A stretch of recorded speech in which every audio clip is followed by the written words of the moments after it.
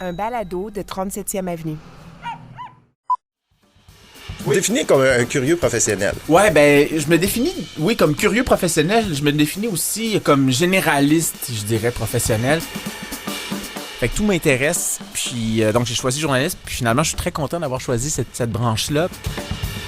Ça vient de loin, cette curiosité. Puis, je veux te faire entendre ton père. Ah ouais? Qui t'imite. Ah ouais?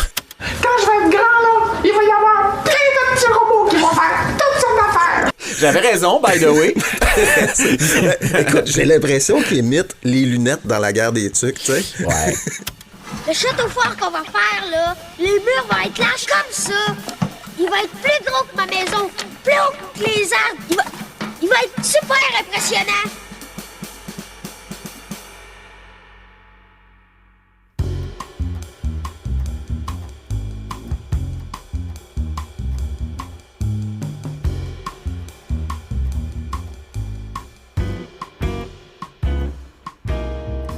Allô, Steve Proulx au micro du balado Les Écrans, le balado qui s'intéresse aux gens des médias. Dans cet épisode, c'est au tour de Mathieu Dugal de passer derrière le micro. C'est des retrouvailles, en quelque sorte. J'ai connu Mathieu il y a presque 30 ans au cégep à Jonquière. On a tous les deux étudié en arts et technologie des médias ce programme technique qui fabrique des journalistes, des animateurs, animatrices de radio, des équipes techniques de télé et bien d'autres artisans du monde des médias. Et bon, depuis donc, on a fini le cégep, je suis un peu le parcours de Mathieu. J'ai regardé un peu par où il est passé, et puis son parcours est quand même assez riche. Mathieu Dugal, c'est vraiment un curieux professionnel. C'est fou à quel point tout l'intéresse et comment il peut parler d'un paquet de sujets en étant fichument bien documenté. Ça arrive rarement que tu discutes avec quelqu'un qui va te citer comme ça, là. Out of the blue, des philosophes, des penseurs, ou rappeler les conclusions d'une étude scientifique pour tout ça pour défendre son point, pour étayer son exposé. C'est vraiment, Mathieu Dugal, c'est vraiment une machine à culture générale, machine qui est fort bien huilée, et ça, c'est rare. Et comme on parle beaucoup d'intelligence artificielle ces temps-ci, et que Mathieu a consacré au sujet une série documentaire, je me suis dit qu'il serait la bonne personne pour nous aider à se faire une tête sur cette nébuleuse qui fonce droit sur nous et qui va, en tout cas c'est ce qu'on nous dit, tout changer. Voici donc mon entrevue avec Mathieu Dugal.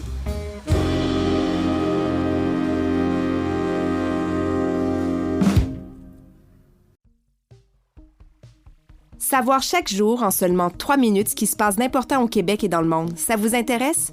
Écoutez le balado Actualité Info Bref. Il vous donne chaque matin l'essentiel des nouvelles. Cherchez Actualité Info Bref dans votre appli de balado ou allez à la page audio à infobref.com.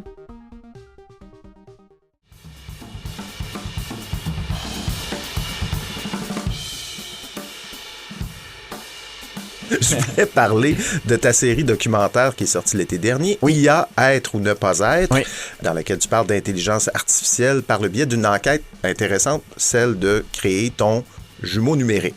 Je veux pas que tu me racontes toute la patente parce que tu as accordé une super longue entrevue à Bruno Guglielminetti. Je vais la mettre dans mes... Qui est toujours à l'affût. Qui est toujours à l'affût, puis regarde, je veux pas te faire... Quel fictif, Bruno. Ouais. La série est toujours disponible sur ici tout.tv. Je sais pas si c'est disponible ailleurs. Sur tout.tv, oui. Puis elle a été son circuit est terminé. Oui, elle a fait ici Télé, après ça, ici Explora et RDI, puis là maintenant, sur tout.tv. C'est sans doute la docu-série qui a vieilli le plus vite de l'humanité. Hey, c'est incroyable. Parce que c'est sorti l'été dernier, juste avant la vague ChatGPT, où tout le monde s'est mis à utiliser ça. C'était quoi ta réflexion sur ça, qu'on sort notre affaire, puis là, tout à coup... Écoute, je suis très content de nos négos avec OpenAI, parce que ça arrive vraiment, on leur a demandé, sortez ça là, comme fin de l'année 2022, s'il vous plaît, parce que notre série va commencer. Blague à part, écoute, je veux dire, on pouvait pas demander mieux, là, en termes d'être branché sur l'actualité, parce qu'on avait quand même commencé à travailler là-dessus.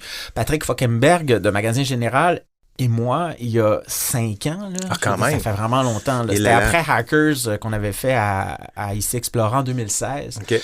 À la fin de Hackers, Patrick dit qu'il faut comme se trouver un nouveau sujet. C'était vraiment le fun. Puis Patrick, c'est un producteur en or, là. Je veux dire, il développe, il pousse. Je veux dire, moi, j'ai pas son énergie, là, puis c'est quelqu'un qui a déblayé le chemin, puis qui a mis beaucoup d'énergie, justement, pour que cette série-là voit le jour, puis je lui en serai reconnaissant toute ma vie, parce que c'est d'une part, en plus, c'est super cool de travailler avec ce gars-là, mais c'est ça, Être ou ne pas être est né, donc, après cette collaboration-là sur Hackers. Puis là, on se disait, qu'est-ce qu'on fait sur l'intelligence artificielle? Parce qu'il voulait faire quelque chose sur l'intelligence artificielle, Patrick, mais l'intelligence artificielle, tu le sais, là, c'est tout. Je veux dire, c'est les chaînes logistiques, c'est les aides au pilotage dans les avions, c'est les fils de nouvelles, c'est trouver des nouvelles molécules. Partout. Je veux dire, c'est tellement transversal que, je veux dire, par quel bout tu le prends? Puis ça fait tellement longtemps que ça existe aussi. C'est quand même, entre guillemets, c'est une vieille nouvelle technologie. Là. On met beaucoup de choses dans l'intelligence artificielle. Oui, mais ça date, ça quoi? C'est 70 ans, là, les premières universités d'été, 1956. Mais c'est sûr qu'avant, il y a des gens qui pensaient à ça. Alan Turing, ça date même du début des années 50, puis même avant. On peut remonter. D'ailleurs, je viens de finir un livre de vulgarisation pour les 10-12 ans sur l'intelligence artificielle qui va être publié quelque part cette année. Là. Puis moi, je fais remonter ça jusqu'à la Grèce antique, littéralement. Là. Les gens qui ont formalisé l'idée d'avoir des automates autour de nous qui nous ressemblent ou pas, puis comment on interagit. Ah oui, c'est vraiment vieux. Là. C'est comme... Il y a des patenteux, là, je pense à Héron, son vrai nom, Héron d'Alexandrie. En passant, comme si tu t'appelles de même, respect, là, c'est tellement un nom. J'avoue, tu rentres dans une pièce, je m'appelle Héron d'Alexandrie. C'est sûr que c'est comme tout le monde. Tu t'assois, bitch. Ouais. Non, c'est un bitch, mais tu t'assois. Qu'est-ce qu'il faisait, ce Héron? Lui, il imaginait des automates animés par de la vapeur. Ah, OK. Puis il a fait un traité sur les automates. C'était quelqu'un... évidemment, là, imagine le gars, le philosophe scientifique, vraiment la totale. Il y a précurseur, il y a précurseur. Un polymath. Oui. Puis lui, il avait imaginé, donc, il a fait un traité des automates au 2e siècle. Puis il imaginait des automates animés par de la vapeur et tout ça. Et là. Fait que, tu sais, je veux dire, la fascination pour des entités dans notre vie qu'on côtoie, c'est comme ça a des milliers d'années. Là. Mais là, on est en train d'arriver à un moment technologique où l'être humain est confronté à une entité qu'il a créée et qui a des réactions qui n'ont pas été programmées en tant que telles. C'est-à-dire que quand on interagit avec ChatGPT puis tous les autres, on peut être surpris. On est surpris parce qu'il y a quelque chose de nouveau qui sort de l'organisation algorithmique qui est celle-là, c'est pas conscient, c'est juste entre guillemets de la grosse statistique, mais en même temps, ça donne ce qu'on appelle un effet de présence. Mm-hmm. Puis comme nous, les humains, on est extrêmement vaniteux et qu'on aime ça se faire dire qu'on est beau puis qu'on est fin, puis on aime ça aussi avoir comme entre guillemets, des esclaves qui sont à notre service, comme on peut le voir dans Westworld. Oui. Là, ça pogne, mais je veux dire, c'est vieux, là, des robots conversationnels. Là, le premier robot conversationnel, c'est les années 60, c'est 66. C'est Joseph Weizenbaum. On le voit dans ton documentaire. Ben, là, c'est ça, c'est vieux. Là, je veux dire, c'est comme on pense à ça, à interagir avec des machines depuis tellement longtemps. Puis là, on est à une époque où on commence à avoir des programmes qui sont performants, avec lesquels on peut interagir de manière fluide. Puis là, la mayonnaise est en train de prendre. Je lisais dans un article, il n'y a pas quelques jours, qu'on serait peut-être en train de subir notre 5e humiliation. Je ne sais pas si tu as vu ça, cet article-là. Oui. Bon, la première humiliation, je ne passerai pas à travers, mais la première, c'était Copernic là, qui nous a dit que... C'est Freud qui avait écrit ça en 1917. Oui, lui, il y en aurait 4. Freud est la 4e. Mais c'était pas la 3e? Oui, Freud, c'est la 3e. L'inconscient, donc on n'est pas tout à fait maître de nos pensées. En fait, c'est Copernic, on n'est pas au centre de l'univers. C'est ça. Après ça, c'est Darwin. Les animaux, un humain, c'est un animal comme un autre. Exact. Freud, on n'est pas maître dans sa maison. Notre inconscient nous mène beaucoup plus qu'on pourrait le penser. Bourdieu, l'individu ne se crée pas librement, il est un produit de son environnement. Ouais. Et l'humiliation cybernétique, et ça, c'est un professeur de l'Université de Sherbrooke, là, Stéphane Bernatchez. Oui, c'était dans Le Devoir récemment. Très bon article. Exactement, c'était dans Le Devoir. Penses-tu que... Parce que moi, je t'avoue, cet automne, j'ai vu les ChatGPT. Je gagne ma vie en écrivant des mots. Je vois aussi tous les trucs qui imitent l'illustration. Les films, maintenant, on est en train d'être capable de créer de la vidéo par IA. Puis c'est vrai que c'est comme, hey, pourquoi c'est le fun de faire ça, nous autres, les humains, on aime ça écrire, pourquoi on a... c'est vrai que c'est comme, OK, une machine est capable de faire ça mieux que nous autres, quasiment, tu sais. C'est très préoccupant. Puis moi, je dois dire que j'ai pas fait mon nid encore sur ces questions-là, puis je sais que je suis pas un grand spécialiste, je suis quelqu'un qui suit ça de très près, donc j'ai pas fait de maîtrise, j'ai pas fait de doctorat sur cette question-là. Mais... tu sais, d'une part, dans l'histoire de la techno, il y a toujours eu des paniques morales. On a toujours eu peur des nouvelles technologies. On avait peur que les trains, les gens s'asphyxient parce qu'il n'y aurait pas assez d'air, parce que les trains iraient trop vite. Puis là, on se retrouve plus de 100 ans plus tard. Puis là, on a encore une nouvelle technologie qui arrive, qui est vraiment... On n'a jamais vu ça, là, littéralement, dans l'histoire. Il faut quand même le dire. Là. On a une compétition cognitive maintenant. Ouais, c'est ça joue nous, dans nos les têtes, humains. là. Tu sais, la machine à vapeur, dans le fond, ce que ça faisait, c'est que ça augmentait la puissance de notre bras. Puis les avions, c'est exactement la continuation de ça. Puis les autos aussi. Mais là, ce à quoi on assiste, c'est vraiment pour la première fois une compétition au niveau de ce que l'on est capable de faire. Puis ce qu'on a toujours considéré qui était notre précaré, là. C'est vraiment notre exclusivité, nous les humains, là, c'est qu'on est capable d'émotion. On est capable de se projeter dans l'avenir. On est capable de ressentir le présent d'une manière subjective, la fameuse métacognition. Puis on se rend compte, par exemple, il y a de plus en plus d'études, par exemple, dans la cognition animale, où on se rend compte qu'on n'est vraiment pas le seul animal là, qui a ça. Évidemment, on est capable de le dire, mais il y a plein d'animaux la conscience de soi chez les animaux, c'est pas on se rend compte singulier. qu'on n'est pas, c'est pas singulier, c'est pas que l'espèce humaine qui est capable de sentir ça. Puis parallèlement à ça, on se rend compte qu'on est capable de simuler l'intelligence humaine, certains aspects de l'intelligence humaine très très bien. Et dans un domaine où il y a de plus en plus de données et les données nous ensevelissent littéralement, ben qu'est-ce qui est capable de faire du sens dans ces données-là? C'est pas nous, c'est les algorithmes qu'on crée. Et qu'est-ce que c'est ChatGPT? Ben, ChatGPT, dans le fond, c'est un super programme qui est capable d'analyser les relations entre des mots et de créer des nouvelles phrases à partir de l'analyse des relations entre ces mots-là.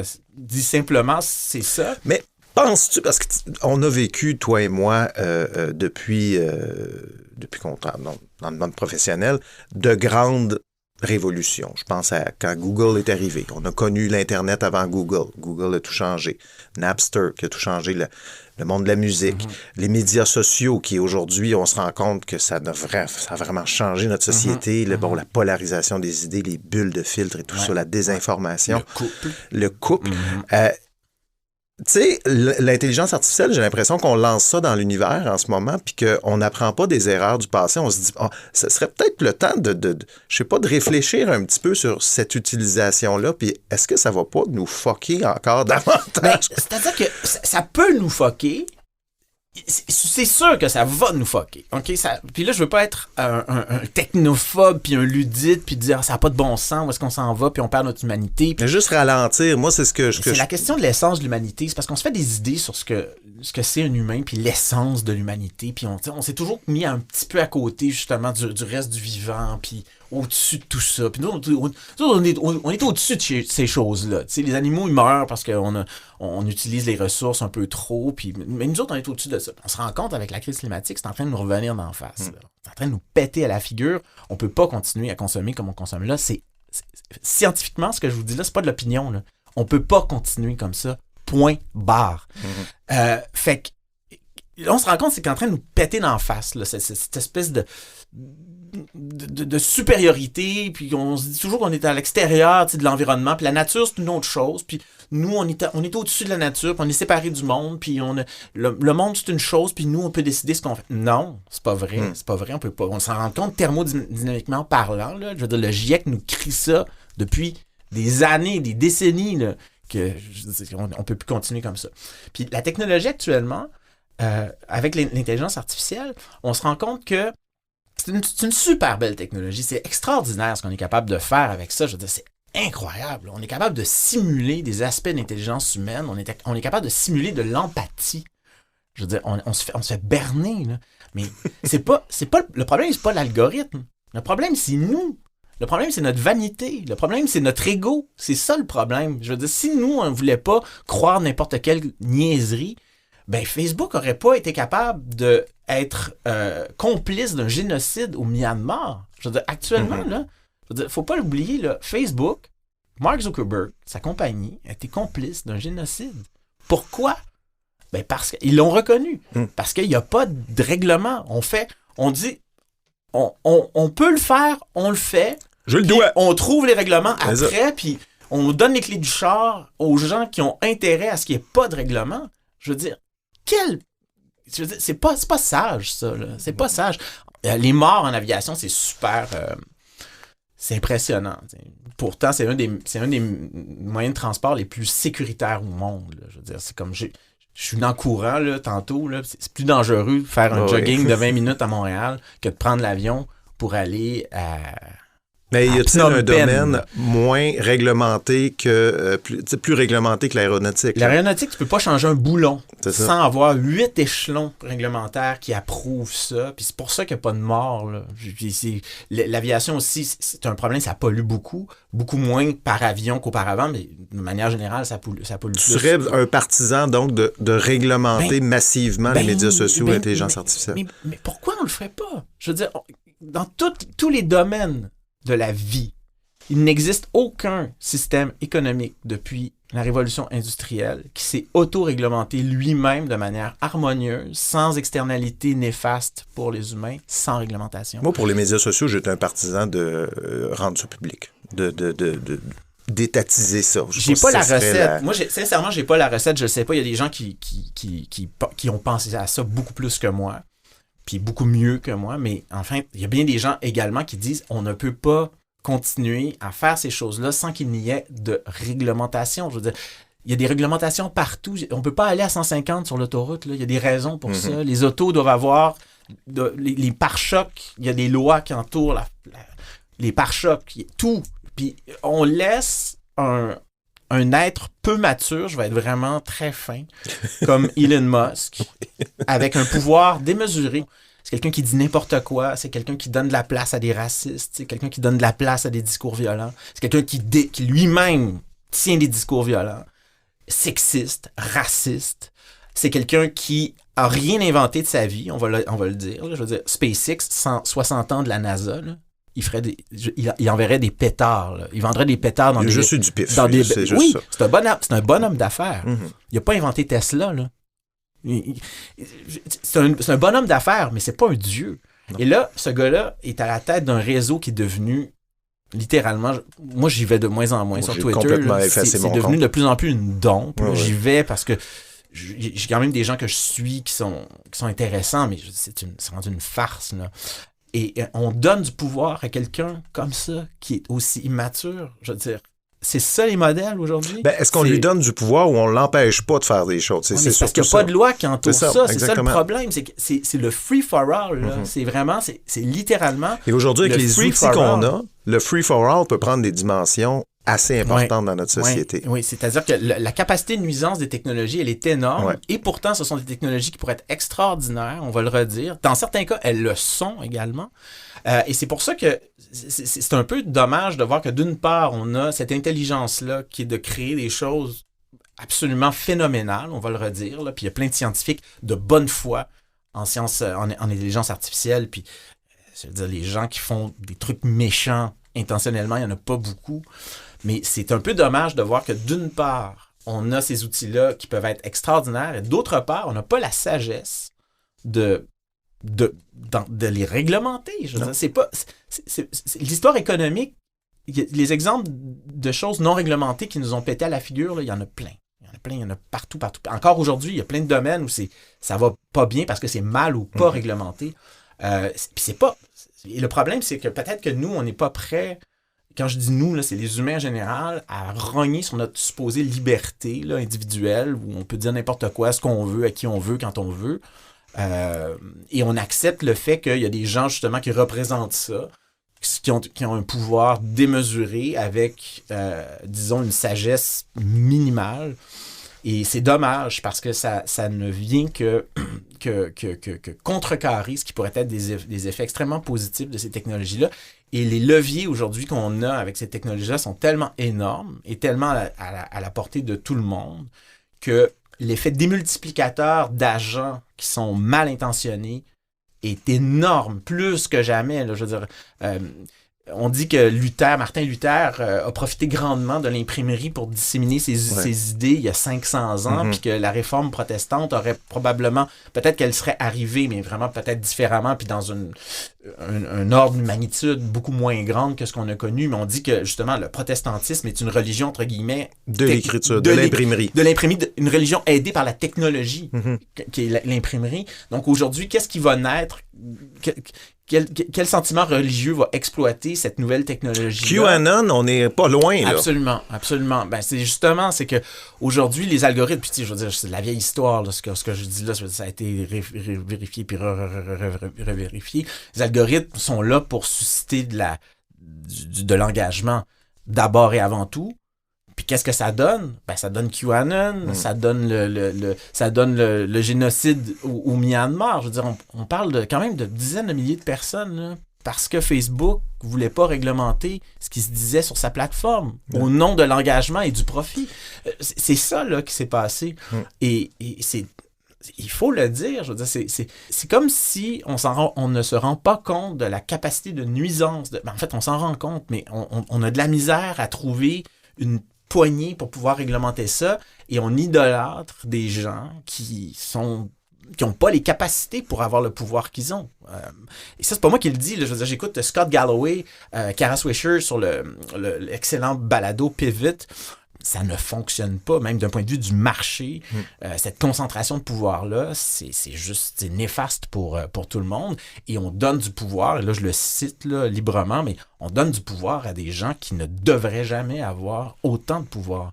Et il faut remettre ce culte-là en question parce que c'est dommage de voir d'aussi beaux outils utilisés d'une manière aussi mauvaise, néfaste, bête, puéril. C'est navrant. Là, après toute cette légèreté, c'est très léger ce que tu nous amènes comme sujet. Je pensais pas qu'on allait aller là, mais c'est vrai. Là, c'est ça, c'est the state of the media, c'est ça actuellement. Là. Puis je veux dire, quand on a des racistes comme Andrew Tate, puis des sexistes comme Andrew Tate, violents, peut-être violeurs aussi, je dis, mais au nom de quoi? On donne on autorise des tribunes à ces gens-là. Je veux dire, oui, c'est vrai, là, c'est la liberté de parole, c'est aussi ça, mais est-ce qu'il n'y a pas moyen de juste comme baisser le volume puis de leur donner un petit carré de sable pour qu'ils fassent leur truc dans leur petit carré de sable? Moi, je me suis intentionnellement éloigné de beaucoup de choses dans les médias parce que je me rendais compte que je finissais ma journée toujours en crise.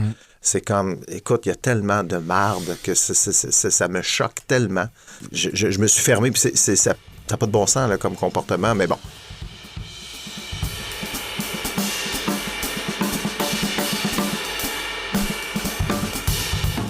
Parlons un peu de moteur de recherche, ton projet.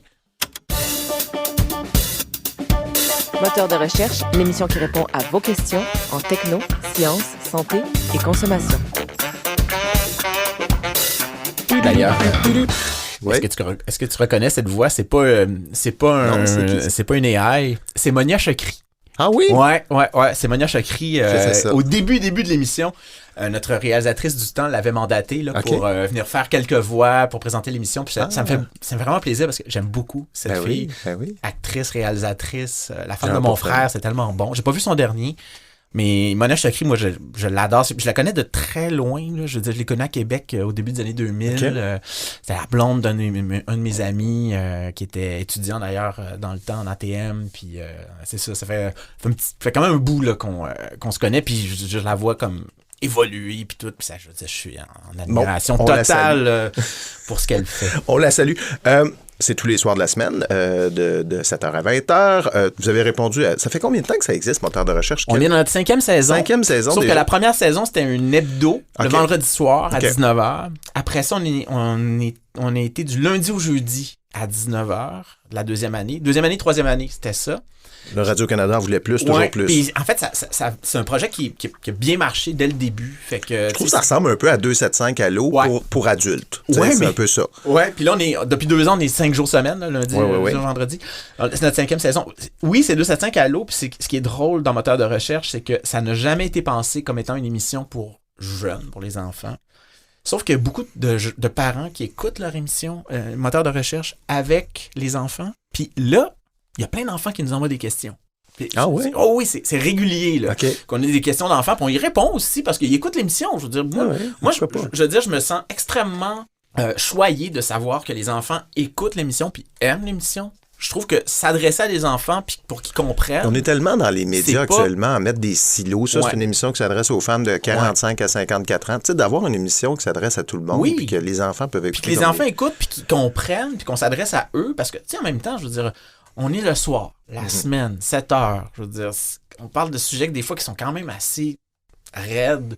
On parle de trous noirs, puis là, cette semaine, on avait une spécialiste des cadavres, la décomposition des cadavres. Là, c'est extraordinaire. Mais c'est ça, mais c'est très large. Comment on peut apprendre à mieux prononcer. On a une linguiste, une orthophoniste, en résidence. Fait que, tu sais, c'est super large. Fait que, tu sais, à 7 heures, la soir, la semaine, il faut que tu sois un peu... que tu sois capable de bien vulgariser, puis que ça soit un peu rythmé, puis que, je dis toujours qu'on est une émission qui traite de choses sérieuses en se prenant pas trop au sérieux. On a développé, des rétroactions très fortes avec le public au cours de ces années-là, puis les gens embarquent beaucoup, là, parce qu'on a tellement de questions. C'est vraiment impressionnant. C'était ça ma question, vous en recevez combien, par semaine, des questions? Ça dépend, là, des fois, il y en a des semaines où c'est moins, des semaines où c'est plus, mais je dirais que plusieurs dizaines par semaine. Okay. On est rendu à on a répondu à plus de 3000 questions depuis le début de l'émission.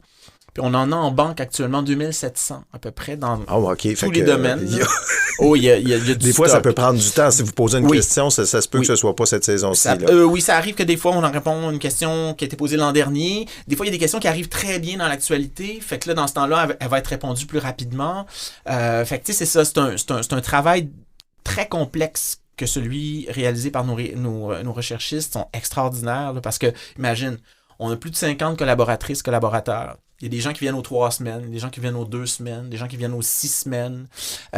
Après ça, nous, on a aussi une obligation de parité. Moi, j'y tiens, depuis la sphère, depuis la moitié de la sphère jusqu'à maintenant. Là, pour moi, les projets où je suis, il y a la parité. Fait que là, on compte aussi, c'est quoi le pourcentage homme-femme, puis des fois, c'est ça, on va inviter quelqu'un. Est-ce que toutes les émissions Radio-Canada font ça ou c'est pas une règle? Je pense pas que c'est dans les règles. Je pense que les émissions, ils tendent. Là, on a maintenant là, des formations, il y a des bottins de femmes expertes aussi. Oui. Mais moi, je trouve que plus particulièrement dans le monde de la science et de la technologie, la représentation des femmes est tellement basse dans bien des domaines, puis il n'y a pas de raison à ça. C'est-à-dire, il n'y a pas de raison, disons, scientifique à ça. C'est-à-dire, c'est pas parce que les femmes sont moins bonnes en physique puis qu'ils sont moins bonnes en intelligence artificielle, c'est parce qu'il y a des reproductions sociales, il y a des contextes socio-économiques qui font que les hommes... Il y a une prise de part. J'ai eu la même discussion avec Fred Savard qui avait de la difficulté aussi à inviter des femmes à son micro. Moi, j'ai eu la même difficulté, pas parce que j'en invite beaucoup à chaque fois, mais des oui ou des ça fonctionne ou des est-ce que je te dirais que... Puis là, c'est mon expérience à moi, mais c'est difficile des fois d'inviter une fille, je sais pas pourquoi. Tu sais quoi? Nous... Les gars disent oui en 2 minutes, puis c'est fait. Exactement. C'est exactement ce qui se passe. Un gars, même si c'est un sujet qu'il maîtrise un peu moins bien, il va dire « je vais venir ». Puis là, je caricature là, parce qu'il y a plein de femmes qui viennent puis qui sont super bonnes, puis tout ça, puis c'est pas leur sujet de prédilection, mais ça arrive que... En fait, quand une personne nous dit « Ah, je suis pas sûr d'être vraiment... » à 100%, c'est des femmes. Fait il y a aussi ça. T'sais. Puis moi, je trouve que c'est important dans les médias aussi qu'on a une responsabilité en tant que média public également d'être représentatif des tendances, des courants qui animent la société. Puis dans le monde scientifique, tous les scientifiques le disent, c'est un problème, là, le fait qu'il manque des femmes dans certains domaines. C'est un problème de société, c'est un problème pour faire de la bonne science, c'est un problème d'accès à des jobs payantes, c'est un problème de représentativité. Puis pour la diversité aussi, ça également, ça joue. Là, puis nous, c'est notre prochaine étape, ce qu'on veut faire.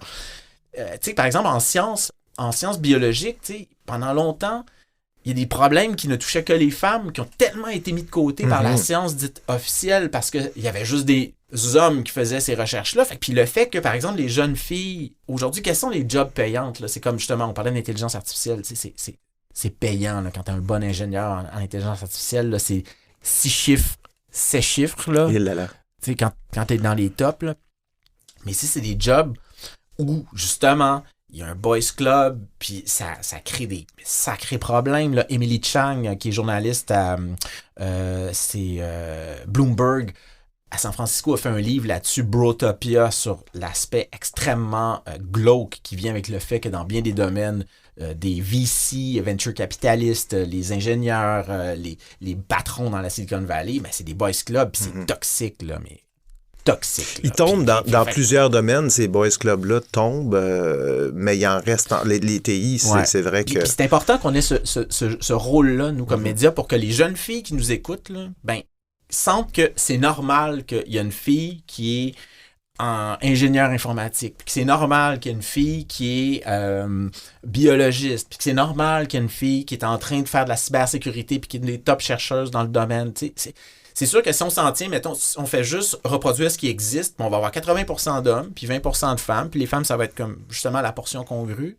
Mais on a quand même une mission de faire changer les choses, entre guillemets, parce qu'on sait que c'est pas bon qu'il y ait ça. Je veux dire, ça nuit aux hommes, ça nuit aux femmes, ça nuit à la société, ça nuit au PIB. C'est un peu la même chose, j'ai l'impression, avec la publicité. Puis en ce moment, on est beaucoup dans la diversité. On veut beaucoup mettre de l'avant, que ce soit d'autres cultures, d'autres descendances. On doit faire ça, j'ai l'impression. Tu sais, Ursula Le Guin, qui est une autrice de science-fiction, a fait un livre. En fait, j'ai pas lu son livre. J'ai lu cette anecdote-là dans le livre d'un éthicien de l'intelligence artificielle qui s'appelle Martin Gibert. Qui est vraiment... les robots, là, oui, je l'ai vu. C'est quoi ça? Oui, le titre m'échappe. Là. C'est un document. Dans les maisons d'édition document. Voyons. Ça va venir peut-être en le disant. Là. En tout cas, Martin Gibert, éthique de l'intelligence artificielle. Et il racontait donc cette anecdote que c'est une société où tout va super bien, mais pour que tout aille super bien, il y a une personne qui est dans un sous-sol quelque part et qui souffre vraiment beaucoup. Est-ce que c'est juste une société qui fonctionne bien parce que il y a quelqu'un qui souffre quelque part? Puis là, c'est juste une personne. Puis je trouve que j'aime beaucoup cette manière, cette image-là, puis cette manière de le concevoir aussi, parce que, tu sais, moi, je suis un homme blanc au Québec, puis je sais, là, il y a des gens qui vont peut-être qui montent sur leurs grands chevaux à chaque fois qu'on entend ça, là, mais c'est vrai que les hommes blancs sont privilégiés, là. Je veux dire, moi, j'en ai jamais eu de problème, là. Je me suis jamais fait agresser, j'ai jamais eu de problème de discrimination. Quand j'appelais pour avoir un appartement, c'était toujours oui, j'avais pas l'accent, afro, nanan. Tu sais, je veux dire, je me suis jamais fait refuser une job parce que j'ai jamais vécu de stress parce que j'étais noir ou que j'étais d'origine maghrébine. Je veux dire, oui, je suis privilégié. Puis dans les universités, là, les femmes profs, là, c'est pendant des siècles, à Cambridge, des grandes universités, il n'y avait pas de femmes. Point. Puis fait que c'est juste comme un homme blanc en Occident, t'es privilégié. Puis tu t'en rends pas compte. Moi, je trouve qu'il faut au moins s'en rendre compte, là. Puis dire, bon, écoutez, je l'ai eu facile parce qu'il y a des prédispositions sociales qui font que je l'ai facile. Puis c'est pas tout le monde, évidemment, il y a des différences individuelles, mais quand t'es un Afro-Américain, puis quand t'es un immigrant de couleur, diversité, ça s'ouvre pas aussi facilement là, les portes. Puis pour les femmes, c'est la même chose. C'est scientifique là, de dire ça. C'est pas une opinion. Là. Alors, il faut avoir la sagesse de regarder cette science-là, puis de dire, bon, comment on change ça? Puis oui, il y a des excès de part et d'autre. Mais ça ne veut pas dire parce qu'il y a des excès que la science sur laquelle c'est basé, que c'est pas bon. Fait que c'est pour ça aussi qu'il faut, je pense que comme média, il faut être conscient, surtout quand tu traites de science, de cette science-là là, qui montre qu'il y a des inégalités, puis il y a des reproductions d'inégalités également. Puis si tu n'essayes pas de combattre cette inertie-là, ben ça va juste se reproduire, puis se reproduire. Fait que tu sais, je veux pas tomber dans les discours militants puis de dire oui, il faut faire de l'action puis pas ça, c'est juste dire oui, ça existe ces problèmes-là, puis il y a des gens qui l'ont moins facile que d'autres parce qu'ils sont nés femmes, parce qu'ils sont nés trans, parce qu'ils sont nés noirs, parce qu'ils sont immigrants. Fait que c'est juste... Moi, je veux faire preuve d'humanité. Là. Je veux dire, quand je fais mon travail, là, je veux dire, je le sais bien. Là, ça ne donnerait pas une bonne émission si vous étiez 4 gars autour de la table non plus. Là, on n'est plus habitué à ça. Ça m'intéresse même pas. Ouais. Je veux dire, c'est comme... Tu sais, je veux dire, moi aussi, j'ai mon ami, là, puis que je vais jouer à PlayStation avec, puis on va niaiser sur le divan, puis que... Oui, il y a ces situations-là, puis j'ai des amis de filles aussi avec qui ça va être d'autres choses, puis j'ai même des amis de filles gamers, là, c'est comme maintenant, c'est ça aussi. Fait que, tu sais, c'est juste se rendre compte que la société change, là, puis que, à un moment donné, il y a des gens là, qui montaient sur leurs grands chevaux parce que les femmes voulaient voter, là. Oubliez pas ça, oui. là. Non, mais, je veux dire, c'est comme... C'est comme, il y avait des gens là, qui se pensaient vraiment aussi hot que des gens aujourd'hui se pensent hot en disant là, qu'il ne faudrait pas que ça change. Faut pas reculer très loin, là, tu sais. Puis les suffragettes, là, je veux dire, qui étaient nourries de force, là, parce qu'elles faisaient des grèves de la faim, tu sais, ça fait pas longtemps. Il faut juste regarder des vox pop de Radio-Canada, des archives de Radio-Canada de il y a 30 ans. Puis déjà, on voit à quel point ça a changé la société, puis pour le mieux.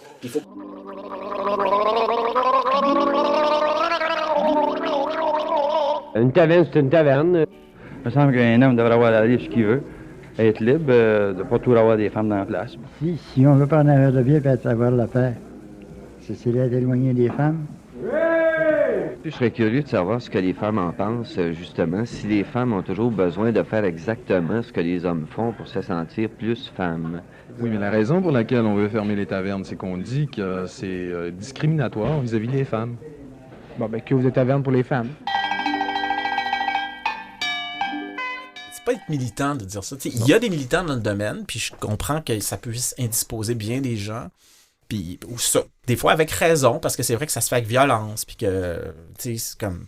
Mais en même temps, je pense qu'il faut juste être conscient que, surtout quand tu fais de la science, je le redis, là, quand tu t'intéresses à la science, il y a plein de sciences là, qui soutiennent ça. Fait qu'à un moment donné, moi je me souviens, j'ai fait une entrevue avec une spécialiste du cerveau qui parlait du stress social, puis elle disait justement que les personnes, notamment issues de la diversité, qui subissent du racisme, ben il se passe des choses dans leur cerveau qui vit un stress. Puis ça a un effet notamment sur la barrière hémato-encéphalique. Ça, c'est Caroline Lessard de l'Université Laval qui m'avait dit ça. Puis ça veut dire que les personnes là, qui subissent un stress, leur barrière hémato-encéphalique est plus poreuse. Okay. Fait que ça peut, à la longue, tu peux développer plus d'inflammation, puis tu peux développer des problèmes littéralement physiologiques, parce que tu subis un stress social dû au fait que soit que tu es une femme, soit que tu es une personne racisée. Et fait que t'imagines comment, par exemple, le racisme, là, ça peut s'inscrire littéralement dans ta tête. Là. Je veux dire, ton cerveau, il est inflammé parce que tu subis du racisme. Il faut le dire. La science nous dit ça. Fait que il faut avoir la sagesse aussi de dire, OK, bon, il y a des situations qui sont inacceptables pour bien des gens, puis c'est prouvé, là. C'est pas de l'opinion, là. Fait que c'est ça aussi, là, qu'il faut... en tout cas, l'infolettre que tu vas commencer pour moteur de recherche, parce que là, tu commences ça là. Ouais, ben je suis rendu à ma 5e, là. Rendu à ta 5e, j'ai entendu un... OK, ben moi, je t'écoute. Moi, tu vois, j'écoute pas ça à 7 heures. J'écoute ça en balado. Mais c'est ça, mais j'en parle pas si souvent non plus, là. J'en parle pas si souvent non plus, là, mais je devrais, là, parce que je suis un très mauvais marketeur de moi. Là. Mais le média infolette, parce que c'est la dernière chose que tu fais, c'est vrai qu'il y a une renaissance de l'infolettre. Hein? Moi, je reçois maintenant des... Pourquoi tu as eu le goût de faire une infolette, toi, en 2023? Parce que j'en consomme beaucoup, premièrement. Ouais. Justement, comme toi, là, un peu une écœur en titre là, de certains réseaux sociaux, juste comme j'ai de la misère là, à aller comme sur Twitter, entre autres.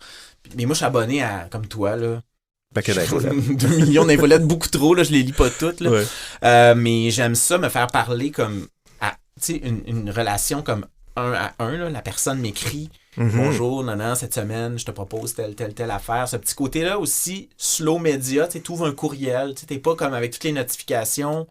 On s'affranchit des plateformes aussi. Aussi, beaucoup. Quoique Substack a un sérieux problème de désinformation, là. C'est vraiment dégueulasse. Ouais. Puis bon, mais il y a des super bons comptes Substack aussi, là. Mais c'est ça, Substack devrait comme faire, ben là, c'est anti-vax? Non.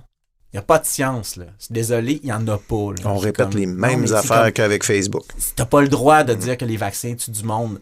Oui, il y a des effets, ça existe, là, comme n'importe quoi, l'aspirine tue du monde aussi. Là. On va s'arrêter d'en vendre là, parce que les gens font des chocs, là, certaines personnes. Mais c'est ça, les vaccins nous ont sauvés. L'ARN nous a sauvés là, au cours des dernières années. Il faut le dire, les gens qui disent que c'est faux, ils n'ont pas raison. C'est pas soutenu par des faits. Fait que, est-ce que tu as le droit d'avoir une plateforme pour dire ça, puis susciter de la mauvaise information qui peut mener à des morts, quand même, là, on l'a vu, là, la mauvaise information vaccinale a mené à des morts. Ouais. Beaucoup. Fait que c'est ça. Fait que, oui, j'aime beaucoup les infolettres. Je voulais aussi faire vivre des contenus de moteurs de recherche parce que je suis conscient que les gens qui écoutent l'émission ne sont pas là collés sur leur radio du lundi au vendredi à 7h ou même... Je me suis pas encore abonné à ton infolette, mais je vais le faire. Est-ce que ça peut ressembler, parce que je sais que sur Facebook, je te suis sur Facebook depuis des années, des fois tu fais de longues publications Facebook, tu es un adepte du long form sur Facebook. Est-ce que ça ressemble à ça? Parce que des fois tu fais des réflexions qui sont franchement intéressantes. Un peu moins long, ben merci, c'est gentil. C'est ça, mais en fait... Pour une publication Facebook, là, on est à quelque part d'ailleurs. Là. Ben écoute, oui, j'ai toujours voulu faire ça, puis en fait, je me disais... Pourquoi, tu sais, comme donner mon temps à Facebook, puis donner mon temps à Twitter, puis donner mon temps à des plateformes qui en ont que faire de la vérité, puis en ont que faire du vivre ensemble. Là. Je veux dire, c'est comme, ils commencent, je veux dire, ça fait 15 ans qu'on leur dit, pourriez-vous vous occuper des fausses nouvelles, là, puis là, ça commence, puis là, t'as le troll en chef qui achète Twitter puis qui s'en balance comme dans l'an 40 là, même s'il dit qu'il est bien scientifique, mais donc moi je me suis dit je vais mettre cette énergie là que je mettais sur des réseaux sociaux peut-être plus pour faire vivre les contenus des collaboratrices, des collaborateurs de l'émission. Il y a plein de vieux contenus aussi qui dorment que les gens connaissent pas. T'sais, on a comme plus de 3000 questions quand même répondues là, en 5 ans. Puis il y a plein d'affaires super intéressantes qui sont comme tombées dans l'oubli, puis c'est normal. Puis ça arrive là, que je fais ressortir des trucs en fonction de l'actualité. Puis d'avoir un espèce de petit résumé de la semaine. Puis tu sais, puis évidemment, c'est très éclectique. Je sais qu'il y a des infolettes qui sont plus précises que ça, mais tu sais, moteur de recherche aussi, l'idée de l'émission, c'est comme dans une émission, tu parles des dernières découvertes sur les trous noirs, puis... c'est de la culture générale scientifique. Ouais. Puis conso, puis santé, puis environnement, puis tu sais, on a des méga geeks aussi qui sortent des affaires quand même extraordinaires, là, tu sais. Je sais pas, juste... T'imagines-tu... T'es sur ton X, là, amateur de recherche, j'ai l'impression qu'on peut dire ça. Oui, beaucoup ça. Pour le moment, ça va bien. Je trouve que tu fites là. T'imagines-tu faire ça? Parce que c'est un genre d'émission qui pourrait durer des décennies, là. Ça pourrait... T'imagines-tu faire ça très longtemps, ça? Évidemment, c'est pas moi qui décide de ces choses-là. C'est vraiment les auditeurs. Moi, quand les gens me disent « Hey, on écoute l'émission, c'est bon », moi, je leur dis toujours « Si on est là, c'est parce que vous êtes là. » Mais à la radio, quand même, vous avez plus de temps. À la télé, 2 saisons, on est chanceux. Mais la radio, c'est quand même... Tu peux rester là longtemps, non? Moi, j'aimerais ça. C'est sûr que là, peut-être que je vais me tanner à un moment donné. Je sais pas. Je suis absolument pas tanné. Là, parce que, premièrement, c'est le fun. Moi, je trouvais ça déstabilisant de commencer cette émission-là en se disant... C'est la première fois dans ma vie où je faisais une émission ou que j'animais quelque chose où c'était pas moi qui décide des sujets. Moi... Pas que moi, mais d'avoir une équipe éditoriale qui dit, cette semaine, on va parler de ça, parce qu'on considère que c'est important, puis tout le monde fait ça. Mais là, d'avoir... dans le fond, c'est pas toi qui choisis les sujets, puis il y a des affaires dont tu veux parler, puis les gens t'écrivent pas là-dessus. C'est parce que... Soit qu'ils savent pas qu'ils aiment ça, ou bien qu'ils savent pas que le sujet existe, ou bien ils aiment pas ce sujet-là. Mais en même temps, quand tu mets tout le monde ensemble, là, ça donne des regards, puis des types de questions aussi qui sont super déstabilisantes. Puis des fois, les chroniqueurs sont comme, voyons donc, j'ai jamais pensé à ça.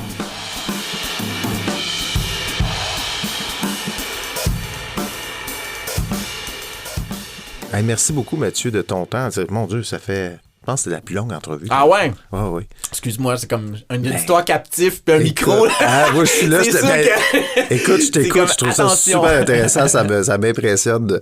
Mais comme l'intelligence artificielle t'intéresse, j'ai demandé à une intelligence artificielle célèbre, qu'on ne nommera pas, de te poser une dernière question pour conclure cette entrevue. Et voici la question qu'elle m'a suggérée. Excellente question. Est-ce que tu as des rêves que tu aimerais réaliser dans un futur proche ou lointain? disons, un rêve très égoïste, très, très égoïste. Moi, je suis un fanatique d'avion. J'aimerais ça piloter à un moment donné un avion, mais tu sais, je sais, c'est super polluant, puis moi, je pense beaucoup à mon empreinte carbone, puis il y a comme quelque chose d'irréconciliable, si tu veux, dans le fait de devenir pilote, puis de vouloir comme avoir... Mais je suis un fan... Mon frère et un de mes deux frères sont Ça pourrait être un montgolfière, c'est moins polluant. Oui, ou un planeur, peut-être. Ah oui, peut-être. Mais il faut quand même un avion pour pour le monter, mais c'est ça, une fois qu'il est parti, ça va. Ouais. Je suis un grand amateur d'aviation. Et disons un rêve de manière plus globale, plus... c'est sûr que... Est-ce que je suis en train d'y participer? Moi, je trouve que la communication de la bonne information scientifique puis des faits sur notre monde... C'est comme quelque chose qui c'est une mission qui est jamais finie, puis que dans le fond qui m'anime beaucoup. Puis c'est sûr que ça sera jamais fini ce travail-là parce que la désinformation est tellement forte, puis tellement séduisante.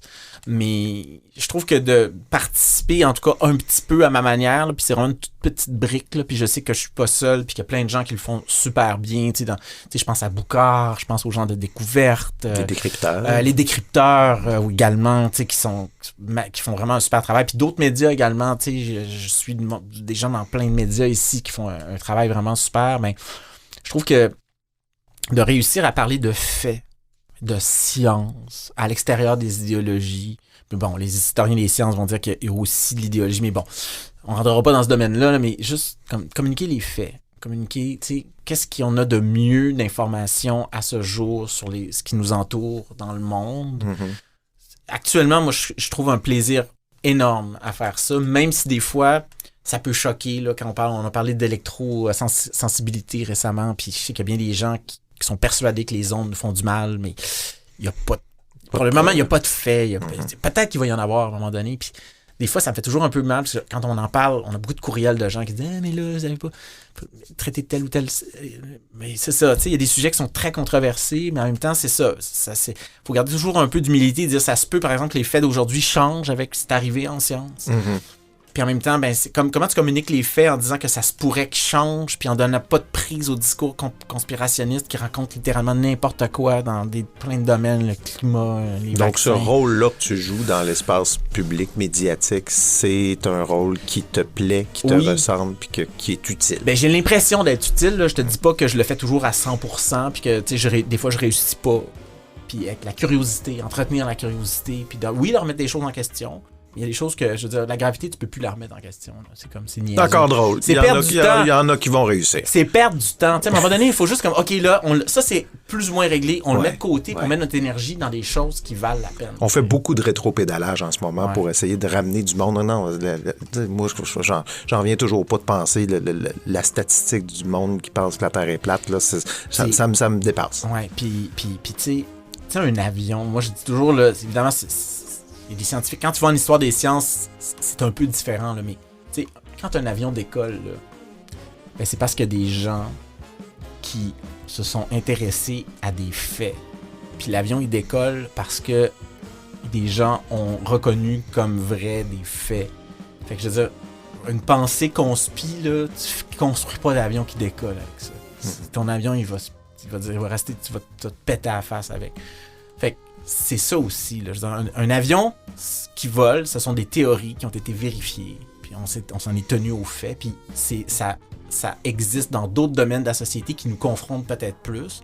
Mais quand on prend cette méthodologie-là et qu'on l'applique ailleurs, il faut reconnaître aussi des fois qu'il y a des faits qui ne nous feront peut-être pas plaisir, mais ils sont là. Puis, si ton avion décolle, c'est parce qu'on était sérieux. Puis si on prend une autre méthodologie pour dire que telle affaire, ça existe, il faut que tu aies l'humilité de dire, oui, c'est comme ça me confronte dans mes valeurs. Puis le fait, il est là. Il va pas disparaître parce que tu dis que ça existe pas. Merci beaucoup, Mathieu.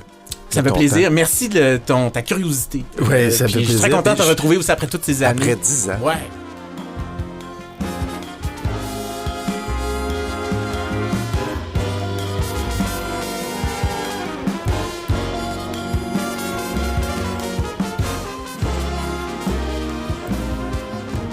Ben voilà, c'est tout pour cette semaine. Merci d'avoir été là. Je rappelle que Mathieu Dugal anime tous les soirs de semaine l'émission Moteur de recherche à ici Radio-Canada Première. C'est en rattrapage sur l'application audio ou en ligne. Sa série documentaire IA, Être ou ne pas être, on peut toujours la regarder sur ici-tout.tv. Et pour terminer, je vous invite à poser un geste pour le balado. Et puis, je vous annonce qu'il y en a plusieurs que vous pouvez poser si vous aimez ce que vous venez d'entendre, si vous aimez les épisodes, si vous êtes un ou une habitué du balado. Le premier geste, je vous invite à suivre l'émission et à lui donner une note sur Apple Podcasts, sur Spotify, sur YouTube ou toute autre plateforme d'écoute qui a volé votre cœur. C'est un petit geste gratuit qui signale aux algorithmes qu'il y a quelque chose d'intéressant qui se passe ici. Donc, c'est un moyen d'aider ce balado à se faire découvrir par encore plus de gens. Le deuxième geste est aussi gratuit. Abonnez-vous au groupe Facebook du balado Les Écrans. Cherchez le nom du balado là, sur Facebook, vous allez le trouver. On est rendu quelques centaines pour l'instant. Il commence à y avoir une petite activité. Moi, je partage des commentaires, des suggestions, des réflexions sur le monde des médias. Le troisième geste est toujours gratuit. Je vous invite à vous abonner à l'infolette Les Écrans. Je l'envoie aux 2 semaines, donc n'ayez pas peur, je ne vais pas vous inonder de messages tout à coup. On s'inscrit via lesécrans.ca. Le quatrième geste, il y a 5 gestes en tout, là, j'aboutis, inquiétez-vous pas. On peut maintenant soutenir le balado par un abonnement Patreon. Alors, considérez le tout comme un pourboire. Hein. Moi, c'est comme ça que je le vois. Hein? Un petit pourboire. On se commande des fois une pizza, ça nous coûte autour de 3-4 $ juste pour le livreur qui a fait l'effort de prendre son char pour venir nous porter tout ça. Moi, je ne veux pas me prendre pour un autre, mais je pense que le travail dont vous venez de profiter mérite un petit pourboire. Et pour le prix d'un petit café, là, on parle de 2 $ par mois, vous pouvez soutenir ce balado. Il faut quand même comprendre que ça me prend l'équivalent d'une grosse journée de travail par épisode. Je me dis, si vous aimez ce que vous entendez, si vous aimez le fait que ce balado soit indépendant, qu'il n'y ait pas de publicité, qu'il n'est pas relié non plus à aucune machine médiatique, donc je suis complètement indépendant, votre contribution est appréciée. Je n'ai pas d'objectif là, pour l'instant de financement, là, un montant à atteindre. Je vous dirais que l'idée, pour commencer, ce serait d'essayer de financer la production du balado dans sa forme actuelle. Puis si vous êtes nombreux à soutenir le balado, c'est sûr que je vais en produire plus. Je vais peut-être faire des épisodes un peu différents. Hein. J'aimerais ça m'amener à avoir peut-être la possibilité d'embaucher des chroniqueurs, des gens qui reviennent à la balado. C'est développer le truc. Dans le fond, c'est ça l'idée. On le fait en soutenant le balado via Patreon. Vous allez trouver le lien dans les notes de cet épisode. Le 5e geste, et là, ici, je m'adresse surtout aux professionnels du monde des communications. Je sais qu'il y en a plusieurs qui écoutent le balado. Vous savez que les écrans, c'est un peu un portfolio, un showcase en bon français. L'idée, c'est quand même de montrer le travail qu'on peut faire en balado chez 37e Avenue, là, qui est l'agence de contenu que je dirige. Donc, si vous avez une idée de balado, vous avez besoin d'un studio d'enregistrement pour un projet audio, votre organisation veut s'investir dans le monde des balados sans trop savoir par quel bout prendre cette affaire-là, contactez-moi, toujours via lesécrans.ca. Chez 37e Avenue, on produit des contenus en général, dont des balados, pour tout type d'organisation. Ça va me faire plaisir là, de vous expliquer tout ça. Contactez-moi, lesécrans.ca. Alors voilà, c'était les 5 petits gestes que vous pouvez poser aujourd'hui pour soutenir ce balado. Je m'appelle Steve Proulx. Le balado Les Écrans est une production de l'agence de contenu 37e Avenue. Et je vous dis à très bientôt.